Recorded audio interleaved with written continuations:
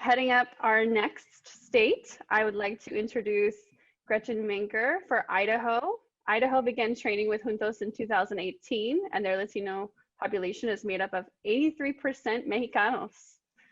And also, Idaho's state seal is the only one that was designed by a woman.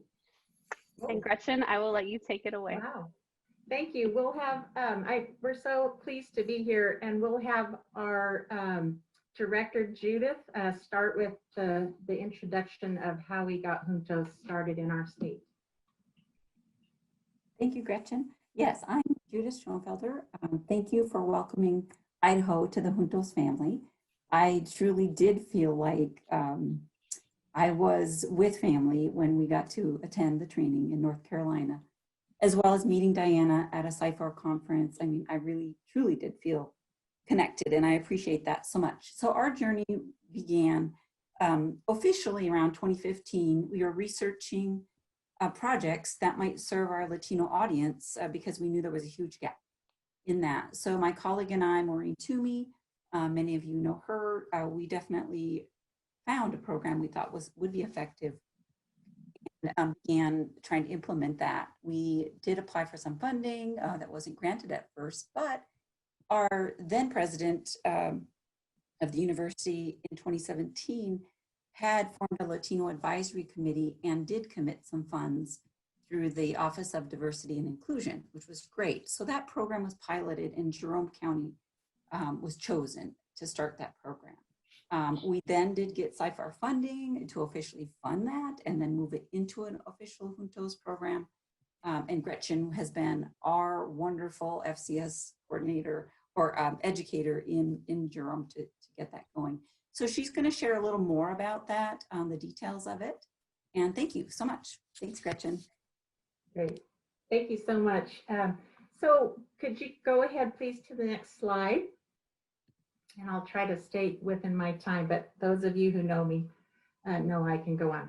So anyway, we are Jerome County, and we're also working on getting 2 new counties started, Twin Falls County and Blaine County here in Idaho. And Little Jerome County is right in the middle there at the bottom of the slide. And we are part of what we call the Central District of the University of Idaho Extension. And we're a little bit different in that we're fortunate to have an in-school Juntos program here at the Jerome High School and the Jerome Middle School. And 49% of the students in this school district are Latinx. So that's very interesting. So we are currently in the schools continuing with in-person programming. So our schools are on yellow, but as we say here, we are full send in the school. So I just put lots of masks on my coordinators, and I bubble wrap them, and I send them into the schools. So we just want them to be safe. So we do have a really outstanding team here, and the big part of our team, I feel like we've been successful, is we do have so much support from our local 4-H coordinator, also through Judith at the state level, and then our director. They're all so supportive. And we were also fortunate on Monday to have the new University of Idaho President, Scott Green, here in our office. And I got to say as much as I possibly could about Juntos in about 3 minutes. And that was also excellent on Monday. We have 1 Juntos program coordinator and a part-time Juntos coordinator, and they are in the school full-time. So you'll get to meet our coordinator, Eddie, tomorrow. He's at the junior high right now. So he's always very actively engaged with the students. So we have 67 students and 8 online students now. They have the option to go online, 5 classes a day, 8th, 9th, 10th, and 2 sections of 11th graders. We hold our classes, so we have Monday and Wednesday learning sessions. We do personal finance, go on. I just was there last week doing hand washing. We do lots of food science. We work closely with TRIO and Gear Up, and so we're always busy. We have homework days, and then we have bi-monthly 4-H club meetings. Okay, could you go to the next slide, please? So we do have all 4 components of Juntos implemented. And the first one I'll just talk about a little bit is family engagement. We've had some it's really so great now because we do have data, thanks to North Carolina State. And we've been fairly successful with family engagement, and it's one of my favorite parts. We have about 66% of our parents attending some kind of Juntos 4-H event. And they're also getting more involved at being chaperones and working in the 4-H food booth and that kind of thing.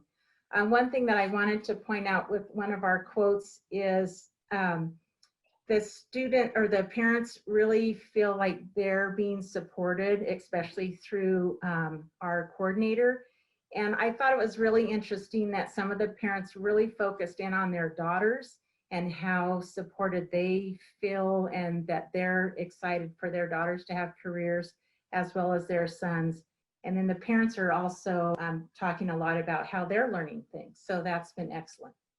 And in terms of success coaching, it gets very exciting with 75 students. So thanks to North Carolina State, they really helped us out this year, and we're really going to focus on 9th and 10th grade students. That seems to be a little bit more manageable. And so that's, and then Eddie, our coordinator, will talk more about that tomorrow. Okay, next slide, please. So one of the things, of course, that I really love about the Juntos program are the biweekly 4-H club meetings and the Juntos, just the 4-H clubs and all the activities. Like I mentioned, our 4-H coordinator is, if you're a 4-H student in our county, you are one of her kids. And so she really works hard at getting into the schools, and we all work together as a team to get these kids introduced to 4-H at a state level and a national level. And you can see the kids, they're doing a fundraiser. Looks to me like they're eating more of the product than selling.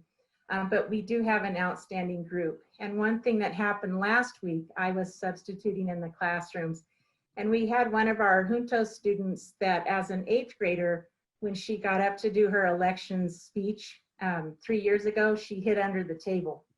And last week she got up in front of the class and she gave an exceptional speech. Wasn't very long, but she had her head up and she was standing tall. And the 4-H coordinator and I were just blown away from, you can hear my voice. I get a little emotional about it. So 4-H clubs are the best. In terms of our summer events, we do have a week of summer programming in terms of doing STEM, and we've done robots and we've done rockets. And also in the summer, our students have been fortunate to be able to go to the University of Idaho campus and enjoy that college experience. So that's been great. It's a state 4-H conference, and so our students are mixed right in with Idaho State, all 4-H kids. Okay, next slide. I'm almost done, I promise. So one of our visions, or one of my visions for the future of Juntos in Idaho and in our county, is training more students and getting them involved in 4-H. And we're fortunate to have an ambassadors program and a state ambassadors program, and we've sent these students that are listed here, and to see these kids grow and take microphones and start talking and giving speeches, and it's just empowering. And we want to train more Juntos students to do that, and in more counties. So we're very excited to continuing to build relationships with our community partners and the schools, which have been excellent and very supportive, and just get more people involved and keep telling our story. So we appreciate it, and it's been so great to be able to share with you. Thank you. Thank you so much, Judith and Gretchen, for sharing your story with us, sharing about Idaho.